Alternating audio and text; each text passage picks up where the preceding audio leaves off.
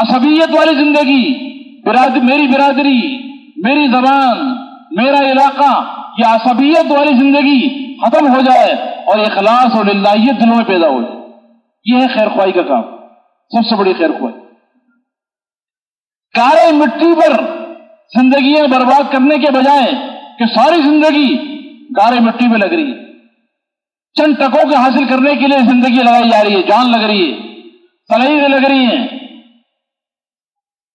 چند ٹکوں کے لیے، دنیا کی لیچڑوں کے لیے کارے مٹی پر اپنی ساری صلاحیتیں برباد کی جا رہی ہیں.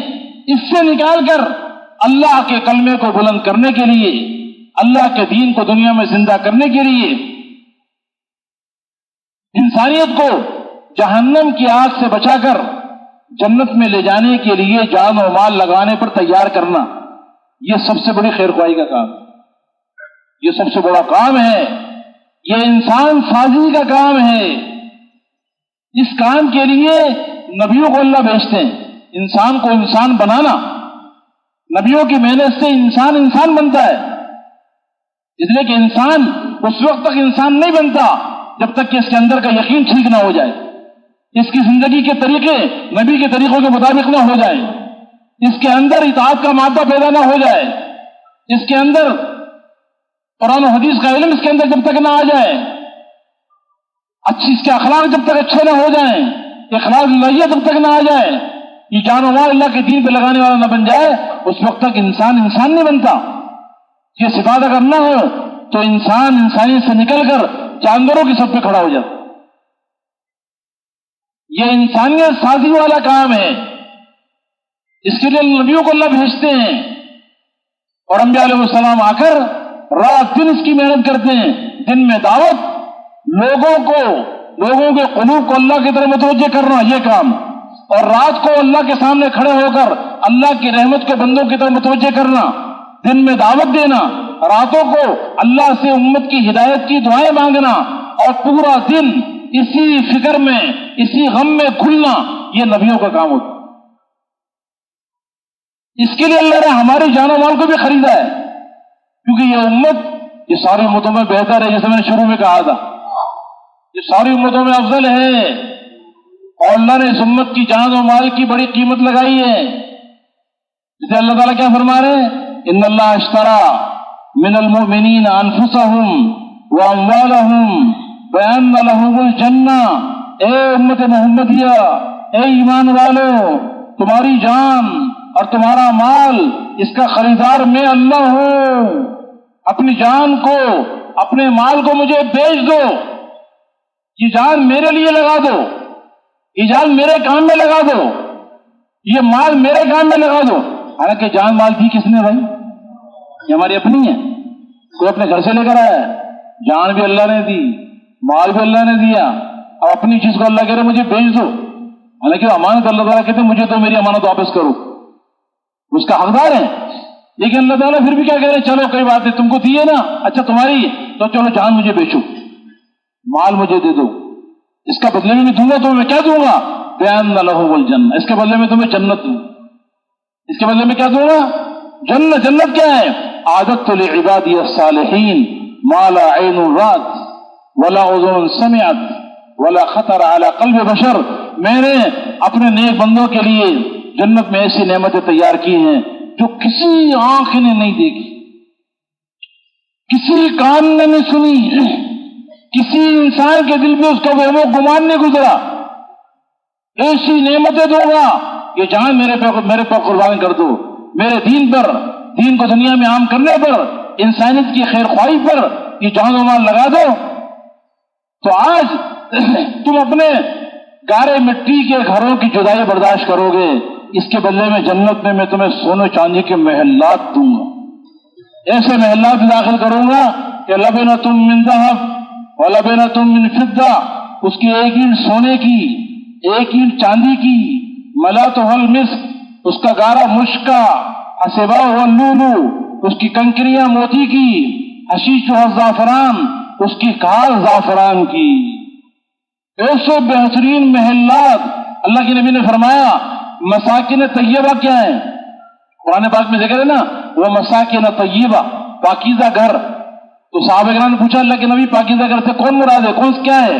آپ نے فرمایا ان فی الجنت قصرا من لؤلؤۃ، جنت میں ایک محل ہے موتی کا بنا ہوا، لہو 70 دارا من یاقوتۃ حمراء، اس موتی کے محل کے 60 بڑے بڑے 70 بڑے بڑے ہال ہیں سرخ یاقوت کے بنے ہوئے، فی کل دار 70 بیتا من زمرد خضراء، ہر بڑے بڑے ہال میں 70 کمرے ہیں سب زمرد کے بنے ہوئے، فی کل بیت 70 سریرا، ہر کمرے میں 70 مسیریاں لگی ہوئی ہیں، علی کل سریر 70 فراشا، ہر مسیری پر 70 بسترے لگے ہوئے ہیں، علی کل فراش جاریہ، ہر بستر پہ جنت کی ایک حور اس کا انتظار کر رہی ہوگی۔ آج شب جمعہ ہے نا، ذرا حساب لگا کے بتانا کتنی حوریں ہوں گی جنت میں۔ ایک محل موتی کا محل، 70 اس کے بڑے بڑے ہال، ہر ہال میں 70 کمرے، ہر کمرے میں 70 مسیریاں، ہر مسیری پہ 70 بسترے، ہر بسترے پر ایک حور۔ تو ابھی 70 ضرب 70 ضرب 70 7-8 مرتبہ ہوگا، اس ضرب کر کے بتانا کتنی بنتی ہیں۔ وفی کل بیت 70 مائدۃ، علی کل مائدۃ 70 لونا من الطعام، ہر گھر میں 70 دسترخوان ہوں گے، ہر دسترخوان پہ 70 قسم کے کھانے رکھے ہوں گے۔ اب بتائیے کتنے قسم کے کھانے ہوں گے ہر کمرے میں، ہے نا؟ 70 بڑے بڑے ہال، اور اس میں ہر حال میں 70 کمرے، کتنے قسم کے کھانے ہوں گے۔ اور فی کل بیت 70 وصیفا وصیفۃ، ہر کمرے میں 70 غلام، 70 خادمائیں اس کی خدمت کے لیے بیٹھی ہوں۔ آج اللہ کو جان لگائی، اللہ کے لیے مال لگایا، تو اللہ اتنا بڑا اعزاز کریں گے کہ جدائی برداشت کی ہے، گارے مٹی کے مکان کی اور سونے چاندی کے اور موتی اور یاقوت کے اور زمرد کے گھروں میں اللہ اس کا داخلہ کریں گے۔ گھر کے کھانے قربان کیے، اور جنت میں پرندوں کا گوشت اللہ کھلائے گا۔ جنت بیٹھا ہوگا اور پرندہ اڑتا ہوا جا رہا ہوگا، دل میں خیال پیدا ہوگا کہ اس کا گوشت میں نے کھانا ہے، وہ پرندہ اڑتے اڑتے سیدھا اس کے پاس آ جائے گا۔ ابھی خیال آیا ہے، کسی کو کہا نہیں ہے، اندر میں دل چاہت پیدا ہوئی ہے، وہ پرندہ فوراً آئے گا اور آ کر اپنے پروں کو اوپر کرے گا، اور اس کے اس کی دونوں طرف گوشت ہوگا، جس ذائقے کا کھانا چاہے، جیسی ڈش بنا کے کھانا چاہے اسی پرندے میں سے کھا لے، اس کے بعد پرندہ ہو کے واپس چلا جائے گا۔ ایسے پرندوں کو گوشت اللہ کھلائے گا۔ کھانے کھانے کے بعد جنت کے پھل اللہ کھلائیں گے۔ وہ جنتین دان، جب خیال دل چاہے گا میٹھا کھانے کا، پھل کھانے کا، تو جنت کے جو تنے ہیں وہ خود بخود جھک جائیں گے۔ پھل توڑنے کے لیے درخت پہ چڑھنا نہیں پڑے گا، کسی کو بھیجنا نہیں پڑے گا، وہ ٹہنیاں خود بخود اس کے قریب آ جائیں گی، اور یہ ان پھلوں کو کھائے گا۔ اور وہ کیسے پھل ہوں گے؟ امثال القلال والدلا، بڑے بڑے مٹکوں کی طرح، بڑے بڑے ڈول کی طرح، احلی من العسل، ہر پھل شہد سے زیادہ میٹھا، الین من الزبد، مکھن سے زیادہ نرم، اشد بیاض من اللبن، دودھ سے زیادہ سفید، ولیس فیہ عجم، اس کے اندر کوئی گٹھلی نہیں ہوگی۔ ایک دیہاتی صاحب نے پوچھا کہ اللہ کے نبی جنت میں انگور بھی ہوگا؟ آپ نے کہا انگور بھی ہوگا۔ اس نے پوچھا اللہ کے نبی یہ بتائیے کہ انگور کا خوشہ کتنا بڑا ہوگا؟ آپ نے فرمایا مسیرۃ شہر للغراب لا یقع ولا یفتر، کوا 1 مہینے تک کوا اڑتا رہے، 1 مہینہ سیدھا اڑتا رہے پورا مہینہ، سستائے نہیں اور گرے نہیں، مسلسل اڑتا رہے، پھر جا کر اس خوشے کی مسافت پوری کر سکے گا۔ وہ صحابی کہنے لگے، دیہاتی تھے نا، کہ اللہ کے نبی فما عظم الحبہ، انگور کا ایک دانہ کتنا بڑا ہوگا؟ تو آپ نے کہا کہ یہ بتاؤ تمہارے ابا جان نے کبھی ایسا کیا کہ وہ بکرا لے کر آئے، اس کو ذبح کیا، اس کی کھال اتاری، اس کو دباغت دی، اور کھال اتارنے کے بعد تمہاری اماں جان کو وہ کھال دی اور کہا کہ اس کا ڈول بنا لو؟ عربوں میں یہ عام تھا، کھال اتارتے بکرے کی، ڈول بنا لیتے، پانی کا کام آتا تھا۔ تو کہا ہاں ایسا ہوا ہے۔ آپ نے فرمایا کہ ایک انگور کا دانہ اس ڈول کے برابر ہو، تو پورا بکرا ہو گیا نا، ایک انگور کا دانہ پورے بکرے کے برابر۔ تو صحابہ کرام تو بڑے قناعت پسند تھے نا، تھوڑے بھی گزارا کرتے تھے۔ تو وہ دیہاتی صاحب کہنے لگے اللہ کے نبی پھر تو وہ ایک دانہ میرے گھر والوں کے لیے پیٹ بھرنے کے لیے کافی ہے، ہمیں اور کیا کر رہے، خوشی کی بھی ضرورت نہیں تھی۔ آپ نے فرمایا وہ عامت عشیرتک، ارے تیرے گھر والے نہیں، وہ جنت کا دانہ ہے انگور کا، تیرے سارے خاندان کے پیٹ بھرنے کے لیے کافی ہو جائے گا۔ ایسے کھانے اللہ کھلائے گا، ایسے پھل اللہ کھلائے گا، اور دنیا کی عورتوں کی جدائی کو برداشت کیا، اللہ جنت میں جنت کی حوروں سے نکاح کرے. وزوجناہم بحور عین، وزوجناہم بحور عین، ایسی حوروں سے اللہ نکاح کرے گا جو موٹی موٹی آنکھوں والی، فیہن قاصرات الطرف، جن کی نگاہیں اپنے خاوندوں کے علاوہ کسی کو نہیں دیکھیں گی، ان کے خاوند ان کے علاوہ کسی کو نہیں دیکھیں گے. حور مقصورات فی الخیام، وہ ایسی حوریں جو خیموں کے اندر بند ہوں گی، کانہن اللؤلؤ والمرجان، کانہن الیاقوت والمرجان، ایسا لگے گا اتنی خوبصورت ہوں گی، ایسا معلوم ہوگا کہ یاقوت اور مرجان کے موتیوں کے اندر پروئی ہوئی. کانہن البیض مکنون، ایسا معلوم ہوگا کہ جیسے چھپے ہوئے انڈوں کی طرح ہوں گی. لو اطلعت علی الارض لملأت ما بین الارض والسماء ریحا، اگر جنت کی حور دنیا میں جھانک لے، آسمانی دنیا میں جھانک لے، تو زمین سے لے کے آسمان تک، آسمان سے لے کے زمین تک ساری کی ساری خلا خوشبو سے معطر ہو جائے. وَلَتَزَخْرَفَتْ مَا بَيْنَ الْخَافِقَيْنِ، اور اگر وہ دنیا میں جھانک لے تو مشرق سے مغرب، شمال سے جنوب، ساری دنیا روشن ہو جائے. وَلَآمَنَ مَنْ فِي الْأَرْضِ كُلُّهُمْ جَمِيعًا بِاللَّهِ الْحَيِّ الْقَيُّومِ، ساری دنیا کے تہریے، ساری دنیا کے کافر بغیر کسی تبلیغ والے کی تبلیغ کے اس حور کو دیکھ کے اللہ پر ایمان لے ہیں کہ جو اللہ، جس اللہ نے یہ حور بنائی ہے وہی اللہ ہے. بغیر کسی کی تبلیغ کے سارے تہریے ایمان لے کر آ جائیں. اللہ کے نبی نے فرمایا تمہیں معلوم ہے کہ جنت کی حور تمہیں کن ہاتھوں سے ہاتھ لگائے گی؟ بأي بنان تو آتی ہے، لو ان بنانا من بنانها بدا لغلب ضوء ضوء الشمس كما تغلب الشمس ضوء النجوم.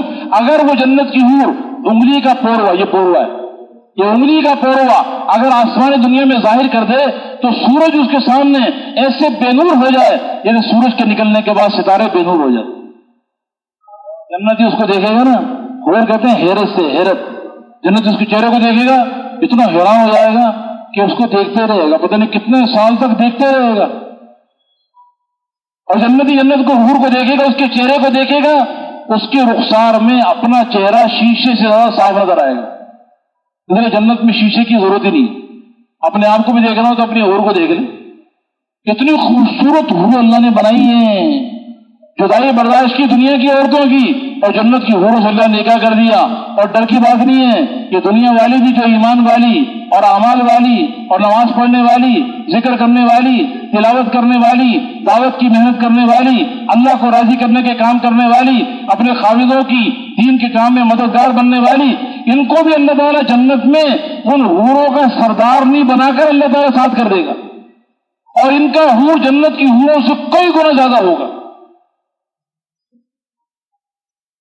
یہ اللہ نے ایک موقع دیا ہے، یہ جان ایسے نہیں دے دی، یہ مال ایسے نہیں دے دیا کہ بس پیدا ہوئے ایک شہر میں اور تھوڑے 2-4 بچے ہو گئے اور ایک دکان کھول لی، ایک کارخانہ بنا لیا، جان بھی لگا دی، مال بھی لگا دیا، نہ دین کا پتہ نہ دین کی محنت کا پتہ، اور وہیں قبرستان میں دفن ہو کے چلے گئے. صحابہ کرام رضوان اللہ تعالی علیہ مجمعین، انہوں نے اپنے آپ کو پہچانا، اپنی ذمہ داریوں کو پہچانا. حضور پاک علیہ السلام نے ان میں ذمہ داری منتقل کی، اور وہ اس ذمہ داری کو پورا کرنے کے لیے انہوں نے اپنی جانوں کی قربانی لگائی، مال کو قربان کیا، اپنی صلاحیتیں لگائی کہ اللہ کا کلمہ بلند ہو جائے، اللہ کا دین دنیا میں زندہ ہو جائے، ہماری قبریں دنیا کے اندر بن جائیں. پیدا مکے میں ہوئے اور مدینے میں ہوئے، حجاز میں، لیکن قبریں جا کے بنی ہیں دنیا کے ملکوں میں. 30-35 ہزار صحابہ کرام اردن کی زمین میں سوئے ہوئے ہیں، شام میں صحابہ کرام سوئے ہوئے ہیں، چین میں صحابہ کرام سوئے ہوئے ہیں، اور یورپ کے ملکوں میں صحابہ کرام سوئے ہوئے ہیں، افریقہ کے جنگلات میں ان کی قبریں بنی ہوئی. حدود سلیمان علیہ السلام کے حدود نے 12,000 کلومیٹر کا سفر کیا نا، اور صحابہ کرام نے 12,000 نہیں پوری دنیا کا سفر کیا، پوری دنیا گئے ہیں. وہ محمد صلی اللہ علیہ وسلم کی حدود بن کر پوری دنیا میں گئے ہیں، اللہ کے پیغام کو دنیا میں عام کیا ہے، اور انہیں ثابت کر دیا کہ ہم دنیا کے کتے نہیں ہیں، ہم دنیا کے بیٹے نہیں ہیں، ہم دنیا کے ثبوت نہیں ہیں، ہم مسلمان ہیں، ہم حضور اکرم صلی اللہ علیہ وسلم کے امتی ہیں، ہم حضور کے کام والے ہیں، ساری دنیا کے انسانوں کے خیر خواہ ہیں، سب کے ہمدرد ہیں، ہم سب کو جہنم کی آگ سے بچا کے جنت میں لے جانا چاہتے ہیں.